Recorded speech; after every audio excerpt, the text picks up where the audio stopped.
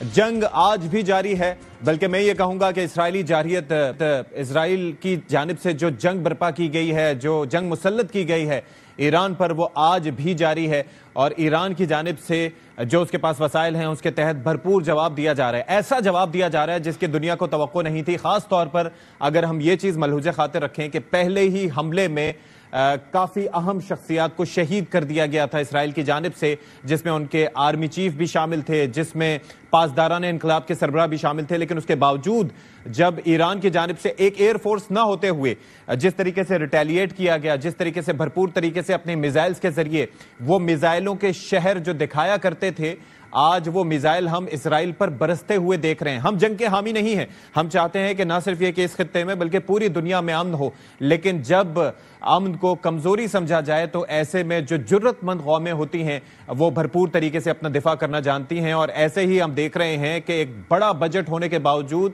ایک آپ دیکھیں پوری دنیا کی سپورٹ ہونے کے باوجود، امریکہ کی سپورٹ ہونے کے باوجود، یورپی ممالک کی، ویسٹرن میڈیا کی سپورٹ ہونے کے باوجود، اسرائیل کے Iron Dome, David sling, arrow سے لے کے جتنے بھی، اور خاص طور پر تھاڈ اور پیٹریٹ سسٹم جو امریکہ کی جانب سے بھی نصب کیے گئے ہیں، ان کے باوجود کافی نقصان اٹھانا پڑ رہا ہے اسرائیل کو۔ یہ بات ملحوظ خاطر رکھیے کہ ایران کے پاس کوئی پوٹنٹ ایئر فورس نہیں ہے، کوئی اچھا ایئر ڈیفنس سسٹم نہیں ہے، لیکن ان کے اوپر حملہ ہو رہا ہے تو وہ جواب بھی دے رہے ہیں۔ لیکن یہ سلسلہ کب تک چلے گا؟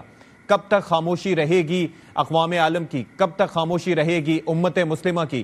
کب تک خاموشی رہے گی ان قریبی ممالک کی جن کی سرحدیں ایران کے ساتھ جڑتی ہیں؟ پاکستان کی جانب سے مکمل سفارتی، سیاسی اور اخلاقی حمایت کی جا رہی ہے، لیکن دنیا کے باقی قومیں کب جاگیں گی؟ اور ساتھ ہی ساتھ ایک اور پہلو بڑا اہم ہے کہ جن ممالک کے اوپر سے گزر کر اسرائیل کے طیارے ایران تک پہنچتے ہیں اور وہ مسلم ملک ہیں، تو ان کو بھی اپنے گریبان میں ضرور جھانکنا ہوگا۔ اور کل میں دیکھ رہا تھا، رات گئے ٹرمپ صاحب کا ایک سٹیٹمنٹ آیا، ایک ٹویٹ تھا، اور اس نے انیشیلی کافی وہ حیران کن تھا، بلکہ پریشان کن تھا، جس میں انہوں نے تہران میں رہنے والوں کو کہا تھا کہ وہ تہران کو خالی کر دیں، ایویکویٹ کر دیں۔ تو میں اس وقت یہ سمجھا کہ شاید جس طریقے سے انٹرنل پریشر ہے، شاید جس طریقے سے یہ یہودی لابی اپنا ایک پریشر جنریٹ کر رہی ہے، تو شاید ہو سکتا ہے کہ امریکہ اس جنگ میں کودنے جا رہا ہے۔ لیکن جو ان کا ویڈیو سٹیٹمنٹ آیا اس میں بات تھوڑی سی مختلف تھی، اور ابھی تک کی جو صورتحال ہے، ہم نے امریکہ کو اس جنگ میں کودتے نہیں دیکھا، بلکہ وہ ثالثی کی بات کر رہے ہیں۔ لیکن اس سے پہلے ٹرمپ صاحب نے کیا فرمایا وہ ذرا دیکھیے۔ Very close to having.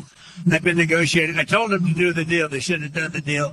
The cities have been blown to pieces and we've lost a lot of people. So not too much in the mood to negotiate. Tomorrow morning, girl, while you're sleeping, a lot of bad things happening there. No, I think it's safer for them to evacuate. اچھا، اس کے ساتھ ساتھ ایران کی جانب سے جو response سامنے آیا ہے وہ آپ کو میں بتا چکا ہوں کہ کس طریقے کا ہے، بھرپور رسپانس ہے۔ اور ایک چیز بڑی اچنبے کی ہے کہ ان سے کہا جا رہا ہے کہ آپ جنگ بندی کی طرف آ جائیں، آپ مذاکرات کی ٹیبل پہ آ جائیں، آپ ایٹمی مذاکرات سے پیچھے ہٹے۔ بھائی آپ نے موقع کہاں دیا؟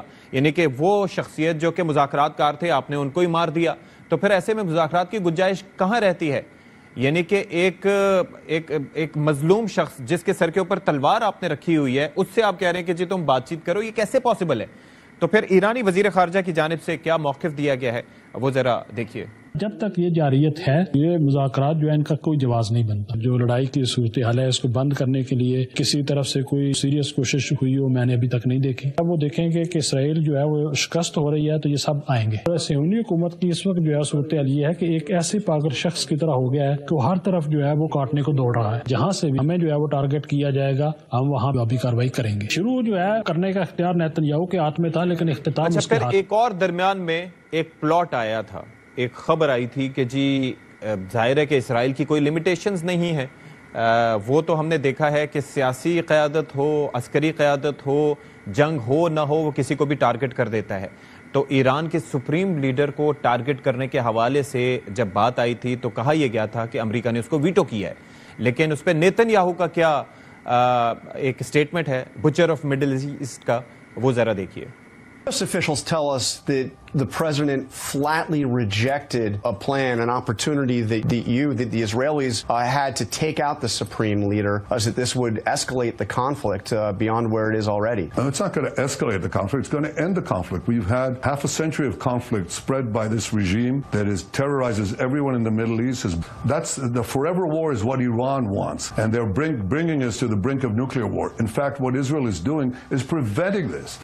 अच्छा, अब इसका एक और अहम पहलू है, वो है प्रोपेगेंडा वॉरफेयर। प्रोपेगेंडे में आप ये देखें, AI जनरेटेड वीडियोस निकाली जा रही हैं, पाकिस्तान से उनको मंसूब किया जा रहा है, पुरानी वीडियोस को निकालकर उनको रीजनरेट किया जा रहा है, यानी कि तरह तरह के टोटके इस्तेमाल किए जा रहे हैं, पाकिस्तान से मंसूब बयानात दिखाए जा रहे हैं, और जाहिर है कि ये गुमराही और ख़बर को जुटला कर पेश करने का एक तरीक़ेकार है। और जाहिर है कि इसके अंदर ये हम देखते हैं कि ये जो हिंदुस्तान की लॉबी है या सहनूनी लॉबी है, ये भरपूर तरीके से इसमें महारत रखते हैं। तो उस पर इसहाक डार साहब ने, जो कि नायब वज़ीर आज़म हैं, उन्होंने क्या फरमाया, वो ज़रा सुनिए, फिर प्रोग्राम का बाकायदा आगाज़ करेंगे हम। जो एक लेटेस्ट इंट्रीग हुई है सोशल मीडिया के हवाले से कि जी ईरान के जनरल्स को कोट करके कि जी पाकिस्तान ने ये कहा है कि अगर इसराइल ने हमारे ऊपर न्यूक अटैक किया तो पाकिस्तान इसराइल के ऊपर न्यूक्लियर हमला कर देगा। ये गैर ज़िम्मेदाराना और इतनी झूठी खबर है, हमारी तरफ से कोई ना स्टेटमेंट किसी ने दी है, इसको फैब्रिकेट किया गया है। मैंने आपको एक मिसाल दे दी है, प्रेसिडेंट ट्रंप की चल रही थी, और वो जब हमने 3 जगह से चेक करवाए तो वो AI जनरेटेड थे, क्लिप था।